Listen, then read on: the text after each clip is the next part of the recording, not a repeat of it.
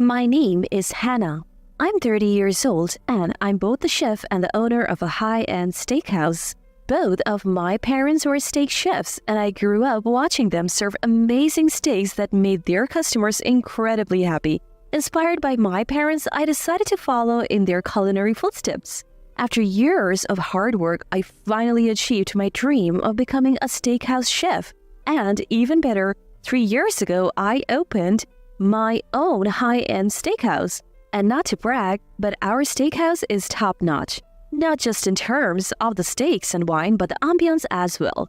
The skills my parents ingrained in me, like how to cut and cook the meat, have made the restaurant extremely popular.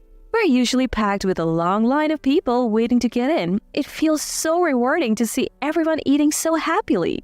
The smiles on the faces of our satisfied customers, seen from the kitchen and across the counter, energize me through my busy days as the chef and the owner of this popular steakhouse. But lately, something has been troubling me so much that even those smiles can't lift my spirits. One day, while I was hurriedly cooking steaks in our bustling restaurant, boss, Kimberly, my friend since culinary school who also works here, hesitantly called out to me.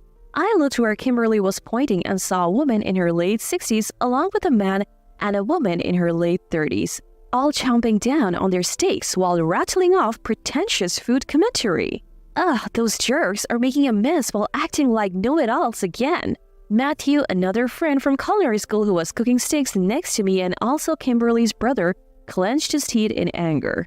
That's right. They aren't first-timers at this restaurant. They have been here more than once or twice. They were my husband Kevin's mother Amanda and his brother and sister. If they were just making a mess while spouting off food trivia, that would be one thing, but I'm stuffed, let's go. Right after finishing their meals, my mother-in-law, brother-in-law, and sister-in-law brazenly tried to leave without even paying. Hey, wait a minute, where do you think you're going? Matthew dashed out of the kitchen to catch up with my in-laws. What? We're just leaving because we finished eating. Did you all leave last time without paying too? We have told you before, haven't we? This place belongs to our son's wife, so we eat for free all we want. Hearing the shameless statement from my mother-in-law, the atmosphere amongst the other customers started to change. I sighed internally. Not this again. The heated exchange between Matthew and mother-in-law continued. Do you really think you can get away with this? We have other paying customers too. Don't confuse them. Pay your bill this time, please. Are you kidding? This is my son's wife's restaurant. We can do whatever we want. Don't act so entitled in our restaurant. The argument escalated into a shouting match. Matthew, myself, Kimberly, and even some customers tried to intervene. In the end, mother-in-law left in a huff without paying, taking her son and daughter-in-law with her. Right, this is the issue that's been driving me up the wall lately. My mother-in-law thinks it's okay to bring her family and friends to my restaurant just because I'm married to her son. They eat all they want and then leave without paying the bill. Can you believe that this time, they even did a dine and dash right in front of other customers? What's worse, since the day of this incident, customer traffic has started to decline a bit. At this rate, the restaurant I worked so hard to build is in jeopardy. After 2 months of racking my brain about what to do, I got a call from my mother-in-law. Hello? Hannah, reserve a table for 20 people tonight. What? Caught off guard, my head went blank. My relatives are visiting from the countryside. You'll be free, right? Reserve the entire place. Wait a minute, I can't just... Before I could finish my sentence, my mother-in-law hung up the phone with a dismissive laugh. As if it wasn't bad enough that they have repeatedly dined and dashed on us, now they have caused a scene and worsened our already shaky business. But I can't ignore a reservation no matter how it comes in. So I briefed Matthew, Kimberly, and the rest of the staff on the situation. We prepared for the reservation and I even contacted a certain individual. And that night, mother-in-law nonchalantly showed up at the restaurant bringing along not just brother-in-law and sister-in-law but also a group of 17 other people who appeared to be relatives. As we served them the prepared feast, including steak, we kept a watchful eye on mother-in-law. Then one of the relatives asked her nervously, "Is it okay to eat at such an upscale place?" "Of course, darling. Why worry? We're family, so it's all you can eat, right?" Mother-in-law called out to me in the kitchen without a hint of shame. "Wait a minute, that's not quite..." "See? Just eat up and don't worry about it. If I was gonna pay for food, I would go to a place with a real chef. Ignoring my concerns, my mother-in-law cheerfully encouraged the uneasy relatives and kept digging into the steaks with them. I knew it. My uneasy feeling had just turned into a solid concern. Up until now, I have been hosting them out of respect for being my husband's family, but causing a scene, offering no apology and then casually saying they would go somewhere else if they had to pay for 20 people? Unbelievable. An hour later, just as I expected, my mother-in-law, now full, said, I'm stuffed. Let's head back. I'll guide you to the hotel. And she tried to leave the restaurant without paying, chuckling with my brother-in-law, sister-in-law, and other relatives. I couldn't let this slide. Matthew, Kimberly, and I blocked their path. Wait a minute. If you're leaving after eating, you need to settle the bill, I said firmly, glaring at her. She brushed it off with a smile. What are you talking about? Oh, we're family. And your point is? You think that's some magic phrase? Normally you pay for what you eat no matter where you are. Well, normally, yes. But think about it. When we come to your house and you feed us, we don't pay, right? She kept talking back. Holding back my anger, I continued, That's true. But where do you think you are now? This isn't a friend or family's home. It's a legitimate restaurant. So what? Whether it's a shop or not, it doesn't change the fact that it's my daughter-in-law's place. Charging money just because the location is different makes no sense. Even as the relatives tried to intervene, seeing her completely condescending expression, she showed no signs of changing her attitude. As everyone, Matthew, Kimberly, and even the other staff members grew angry, I decided it was time to reveal a truth I had been hiding. Amanda, clearly you're not listening. Do you know that right now I'm single?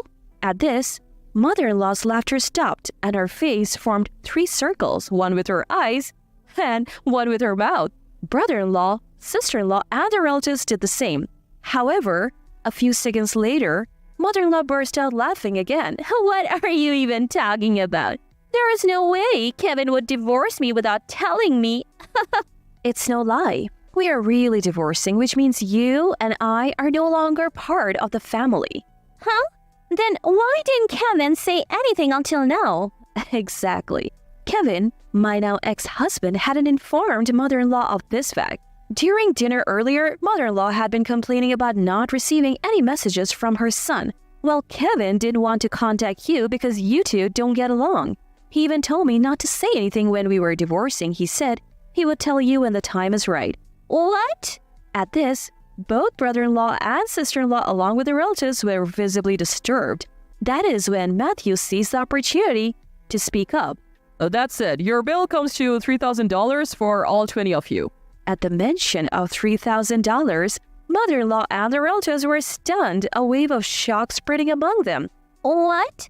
There's no way we can pay that on the spot. Why is it $3,000 for a steak dinner that we could have had at home? The nerve. If anyone should stop, it's you. Plus, our steaks are not the kind you eat at home. We source the meat every morning and maintain it at the right temperature. $3,000 for that? The mother-in-law tried to laugh it off with a malicious smile, but the relatives gave her awkward glances in return. Increasingly exasperated with my ex-mother-in-law, Matthew, followed by Kimberly, finally speaks up. As the manager said, we are a steakhouse. We don't offer all-you-can-eat or drink specials. Plus, our prices per item aren't cheap. Right. If you're going to stuff your face like that, it's obvious the bill would come to $3,000. Hearing both of them, the relatives turned on mother-in-law with a unified aggressive stance. What's going on here? You said something different earlier. You told us you settled things with the manager, so we didn't need to bring any money. I only brought enough for transportation to the hotel, one mumbled among other complaints. Faced with their collective ire, mother-in-law panicked. Then she inexplicably grew angry at my anger. How dare you shame me in front of all these relatives? Should I sue you for defamation? Be my guest, but before that, we will report you for dine and dashing, and we will also discuss your prior offenses as fraudulent consumer behavior. What did you just say? Confused and increasingly confrontational in response to my anger, my mother-in-law is hastily stopped by relatives, but she breaks away from them and becomes even more aggressive towards me. What have you done to our precious eldest son, Kevin? There must be a major reason for him wanting a divorce. Why are you assuming I am at fault? Kevin is perfect. He's good at his job and handles household chores. I can't forgive this. You're paying the bill as alimony. This ludicrous claim left not just me but also the restaurant staff dumbfounded. What nonsense is this middle-aged woman spouting? She probably doesn't want to admit she's wrong, so embarrassing considering she's older than us. Matthew and Kimberly chimed in. I sensed something about mother-in-law's feudal resistance. I see. So those are your motives? Well, I couldn't have possibly contacted you after what you did. What are you talking about? I didn't say anything because I was gagged, but the reason for the divorce is Kevin's infidelity and abusive behavior. My words struck mother-in-law, brother-in-law, sister-in-law, and the other relatives like a bolt of lightning. So I laid out the truth about the divorce. You see, Kevin, no, my ex-husband, didn't just neglect his job. He stole money from me. Money I had saved before our marriage, while he partied with multiple women and drank heavily. On top of that, he was emotionally abusive toward me. In the end, he started accumulating debt without my knowledge. So divorce was the only option. Wait, debt? How much are we talking about? Adding up everything, including loans from friends and my own parents, we're looking at around $40,000. At this, mother-in-law's face turned wide as a sheet. I initially gave you all a pass on the dine and dash habit thinking it was a one-time thing. But after the fiasco 2 months ago, I can't let it slide anymore. Plus, we have booked the entire restaurant today. So, if you don't pay, we are in the red. As I said this, the relatives grew furious in unison. Some even started demanding that mother-in-law repay them the money they had lent her over the years. Mother-in-law, brother-in-law, and sister-in-law were visibly shocked and confused when suddenly the restaurant door burst open and a man stepped in. Owen? Mother-in-law exclaimed, recognizing the man. It was Owen, father-in-law, a physical education lecturer at a university in the city. He surveyed the scene, sighed deeply, and then bowed his head to me. Hannah, it's been a while. I'm really sorry for the mess my foolish wife has caused. No, Owen, I should apologize for calling you in the midst of your busy day. That's right. Actually, it was me who reached out to my father-in-law. Upon hearing about mother-in-law's troubling actions, including the full reservation of this restaurant, he promised to come and have a word with her as soon as he could. What are you doing here? Mother-in-law shrieked. Amanda, show some respect. Even if she's an ex, she's someone who's had to put up with our idiotic son. But you said you would be late because of work. Yes, but Hannah called me earlier. I was teaching at the university, so I couldn't leave immediately. He sighed again. I'm really sorry for having to drag you into this.